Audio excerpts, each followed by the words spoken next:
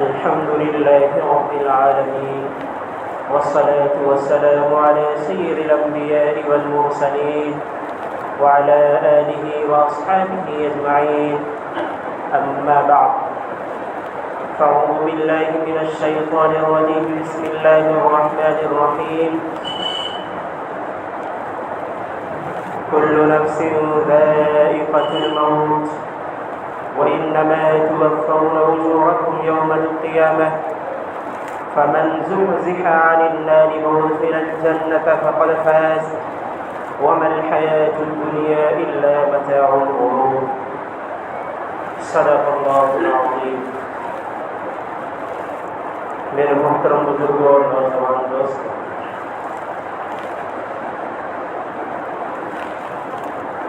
اللہ تبارک و تعالی کا یہ قانون ہے جس قانون میں کوئی تبدیلی نہیں کی جا سکتی. کل من علیہا فان ویبقى وجہ ربک ذو الجلال والاکرام، کہ ہر شے ایک دن ختم ہو جائے گی، ہر چیز کو ایک دن فنا ہونی ہے. کوئی بھی شے یہاں ہمیشگی کے لیے نہیں آئی، کسی بھی مخلوق کو ہمیشگی کی زندگی نہیں ملی. جس نے بھی اس دنیا میں آنکھ کھولا ہے اسے ایک دن آنکھ بند کرنی ہوگی.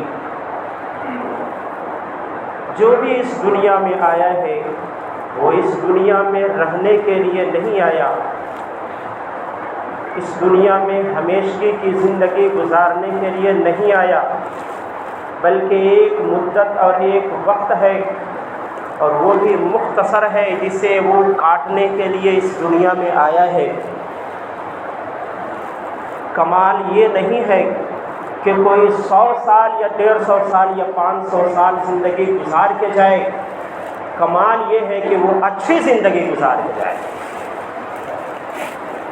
اللہ فرماتے ہیں الذی خلق الموت والحیاة لیبلوکم ایکم احسن عملا، کہ اللہ وہ ذات ہے جس نے موت کو بھی پیدا کیا، جس نے زندگی کو بھی پیدا کیا.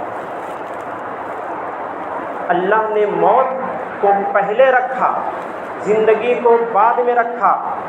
اللہ یہ کہنا چاہتے ہیں کہ موت جسے ہم بھلا بیٹھے ہیں اس کا آنا یقینی ہے، اور حیات جس میں ہم زندگی گزار رہے ہیں، جسے اصل زندگی سمجھ رہے ہیں، وہ ایک مختصر اور نہ ہونے کے معنی ہے. یہ دنیا جو ہمیں 60 سال کی زندگی جس میں مل رہی ہے، ہم سمجھ رہے ہیں کہ یہ زندگی لمبی زندگی ہے، حالانکہ اللہ فرماتے ہیں یہ زندگی مختصر ہے آخرت کی زندگی کے مقابلے میں، کہ وہاں کی ایک دن کی زندگی ابھی 1000 کے برابر ہے. تو ہماری 60 سال کی زندگی 1000 کے مقابلے میں کوئی معنی نہیں رکھتی. آگے اللہ فرماتے ہیں ایکم احسن عملا لیبلوکم ایکم احسن عملا، تاکہ اللہ تمہیں آزمائے کہ کس کا اچھا عمل ہے. اللہ تو کبھی آزماتا ہے دے کر کے اور کبھی آزماتا ہے لے کر کے. ایسا نہیں ہے کہ اللہ ہمیشہ لے کے آزمائے یا ہمیشہ دے کے ہی آزمائے. اللہ کبھی لے کر کے آزماتا ہے، کبھی دے کر کے آزماتا ہے. اللہ کسی کو دولت دے دیتا ہے، مالداری دیتا ہے، دنیا کی عیش و عشرت دے دیتا ہے، دنیا میں ہر چیز کی فراوانی کر دیتا ہے، ہر چیز کی بہتات ہوتی ہے، کسی چیز کی کمی اللہ نہیں دیتا. دے کر کے آزماتا ہے کہ میں نے اسے جو دیا ہے، اس میں دینے کے ساتھ ساتھ دوسرے کا حق تھا، اس نے ادا کیا یا نہیں کیا. اللہ دے کے آزماتا ہے، اللہ کبھی لے کے آزماتا ہے. اللہ کبھی کچھ نہیں دیتا، ہر چیز ہم سے چھین لیتا ہے، اولاد بھی چھین لیتا ہے، ماں باپ سے بھی ہمیں محروم کر دیتا ہے، یتیم کر دیتا ہے، پھر آزماتا ہے کہ اس بندے کا رخ کدھر جاتا ہے. آیا اس کا رخ میری طرف ہے یا اس حالت میں یہ مجھ سے منہ موڑ کے دوسری طرف اپنا رخ کرتا ہے؟ تو اللہ کبھی دے کے آزماتا ہے، کبھی لے کے آزماتا ہے۔ اللہ نے اگر ہمیں نہیں دیا تو بھی اللہ کا شکر ادا کرنا چاہیے کہ اللہ قیامت کے دن ہم سے حساب ہی تو نہیں لے گا۔ اور اگر اللہ نے دیا ہے دے کر کے آزما رہا ہے تو ہم اللہ کی آزمائشوں پہ کھرا اتریں۔ اگر ہماری ضروریات 10-15 ہزار کی اللہ 30 ہزار دے رہا ہے، مطلب یہ ہے کہ وہ 15 ہزار میں ہمیں آزمانا چاہتا ہے۔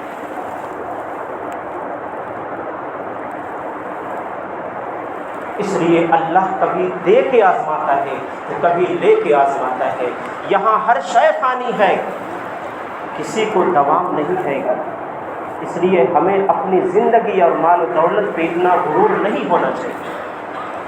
اگر ہے تو آپ جائیں، قبرستان جائیں اور جا کر کے وہاں سے پوچھیں، جیسا کہ علی رضی اللہ تعالیٰ عنہ کے بارے میں آتا ہے، آپ قبرستان گئے، جا کر کے آواز لگاتے ہیں کہ تمہارے ساتھ کیا ہوا، ذرا بتاؤ تو صحیح۔ آواز آتی ہے، پہلے یہ تو بتائیں کہ میرے ان یاروں کا کیا ہوا، میری ان بیوی بچوں کا کیا ہوا، ان دوستوں کا کیا ہوا، ان لوگوں کا کیا ہوا۔ علی رضی اللہ تعالیٰ عنہ جواب دیتے ہیں، وہ جسے تم یار سمجھتے تھے، جس کے لیے تم اپنی زندگی لٹایا کرتے تھے، جس کے بنا تمہارا کوئی سفر نہیں ہوتا تھا، جسے سب کچھ سمجھتے تھے، اس نے دوسرے یار اپنا لیے ہیں۔ وہ جس بیوی کے لیے تو جان دیا کرتا تھا، اس نے تو تیری فکر کرنا بھی چھوڑ دیا ہے، اس نے تو دوسری شادی کر لی۔ وہ جس اولاد پہ تمہیں فخر تھا، جس اولاد کے لیے تو دنیا میں اتنا کچھ کیا کرتا تھا، وہ تیری محل اور تیرے گھروں کے اندر 4 بیٹوں نے 4 دیواریں بنا لی۔ ذرا قبر والے تو بتا کہ تیرے ساتھ کیا گزرا۔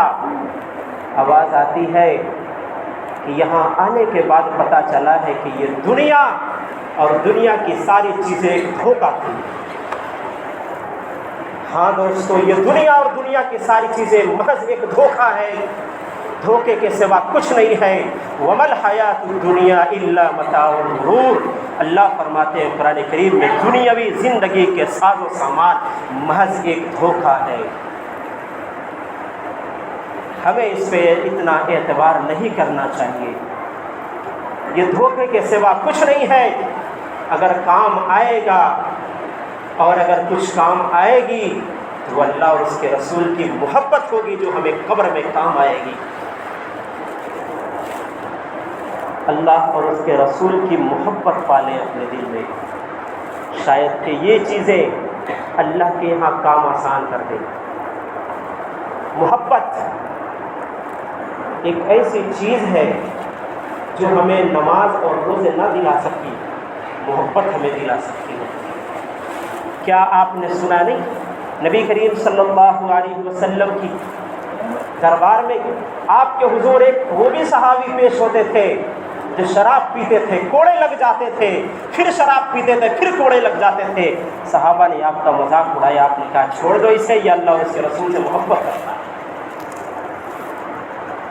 اگر ہم مسلمان ہیں تو محبت کا ثبوت دینا ہوگا۔ ہم ذرہ برابر کے لیے، ذرا سی چیز کے لیے اللہ اور اس کے رسول کے احکامات کو نظر انداز کر دیتے ہیں، حالانکہ اگر ہمیں محبت ہے تو پھر اللہ اور اس کے رسول کی ہر چیز سے ہمیں محبت ہونی چاہیے۔ جی، اور خاص طور سے میں یہ کہوں گا کہ نصیحت کرنے کے لیے موت سے زیادہ صحیح چیز اور موت نصیحت کرنے کے لیے کافی۔ ساری تقریریں، سارے بیانات، سارے وعظ و نصیحت ایک طرف رکھیے، جتنی نصیحتیں نہیں کر سکتی ہمیں، اتنا ایک موت نصیحت کر سکتی ہے۔ عمر فاروق رضی اللہ تعالیٰ عنہ نے صحابہ کو بلایا اور کہا کہ بتاؤ کہ میں کیسے سمجھوں اور کس طریقے سے میں صحیح فیصلہ کر سکتا ہوں، کس چیز کو میں سامنے رکھوں۔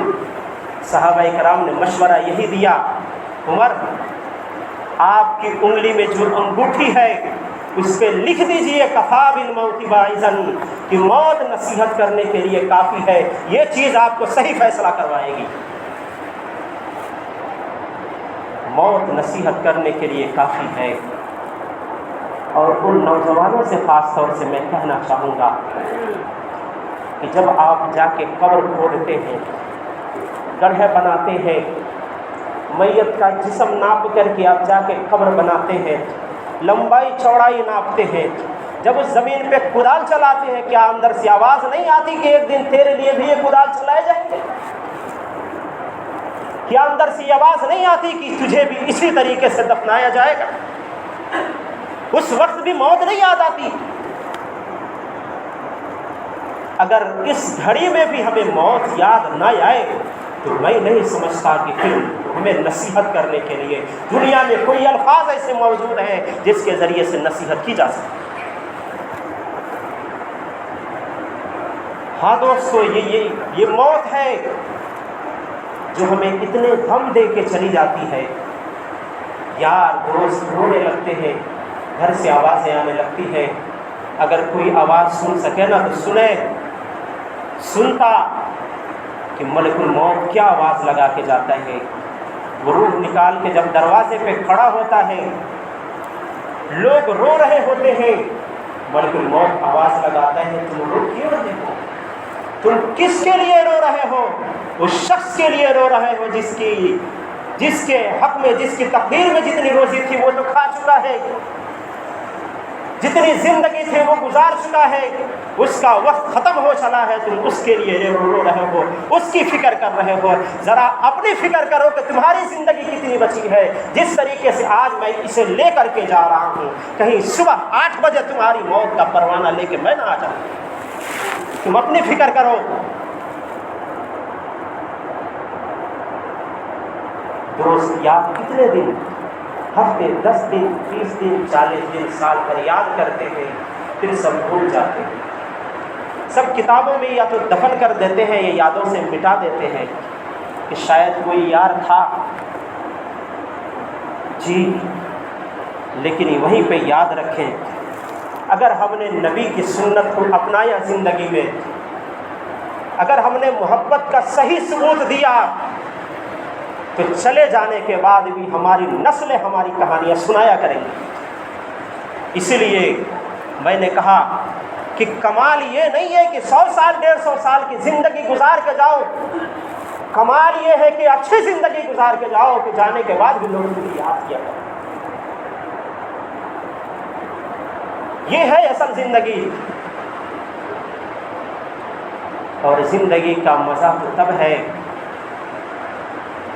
کہ جب پیچھے چلے نہ جنازے کے لوگ تو اپنی زندگی اور دنیا کا حساب کر کے نہ چلے، شکوہ شکایت کرتے نہ چلے، یہ نہ کہیں کہ فلاں بندہ جو جا رہا ہے چوکھٹ پہ بیٹھ کے سو کر کے جا رہا ہے، اس نے فلاں کے حق دبائے تھے، فلاں کی زمین پہ قبضہ کیا تھا، فلاں کے دل دکھائے تھے، زندگی میں اچھے کام نہیں کیے اس نے، یہ الفاظ کسی کے زبان سے نہ نکلے، بلکہ جنازے کے پیچھے چلنے والا ہر شخص یہ کہے کہ خدا کی قسم میں گواہی دیتا ہوں کہ یہ شخص ایماندار تھا، یہ شخص سنت نبوی کا پابند تھا، یہ شخص اللہ اور اس کے رسول سے محبت کرنے والا تھا۔ ہماری مغفرت کا پروانہ وہیں پہ لکھ دیا جائے۔ کیا یہ آپ سنتے نہیں؟ کسی جنازے کے بارے میں گواہی لوگ دے دے تو اس کی مغفرت کر دی جاتی۔ اس لیے یہ مختصر زندگی جو اللہ نے ہمیں دی ہے، یہ مختصر زندگی یوں ہی ہمیں عیش و عشرت میں گزارنے کے لیے نہیں دی، اپنی خواہشات کی پیروی کرنے کے لیے نہیں دی اللہ نے، بلکہ یہ مختصر زندگی اس لیے دی ہے تاکہ آزمائے کہ ایکم احسن عملا، کہ ہم میں سے کس کا عمل اچھا ہے، یہ اللہ دیکھ سکے۔ ام حسبتم ان تدخلوا الجنة ولما يعلم الله الذين جاهدوا منكم ويعلم الصابرين، کیا تم نے جنت کو یوں ہی گمان کر رکھا ہے کہ تمہیں مل جائے گی، حالانکہ اللہ نے تو ابھی دیکھا نہیں کہ تم میں سے کون مجاہد ہے، کون صبر کرنے والا ہے۔ اس لیے ہمیں موت کی فکر اپنی کرنی چاہیے، اپنی موت کی فکر کرنی چاہیے. شاید کہ آنے والی گھڑی ہماری آخری گھڑی ہو، آنے والی ساتھ ہماری زندگی کی آخری سانس ہو. یہ سانسیں جو ہم لے رہے ہیں شاید کہ یہ ہماری آخری سانس ہو. کل تک کسے پتا تھا کہ ہم میں سے ایک شخص، ایک معزز اور بزرگ شخصیت ہمارے درمیان سے چلی جائے گی؟ ہم میں سے کسے پتا تھا؟ کسی کو پتا نہیں تھا.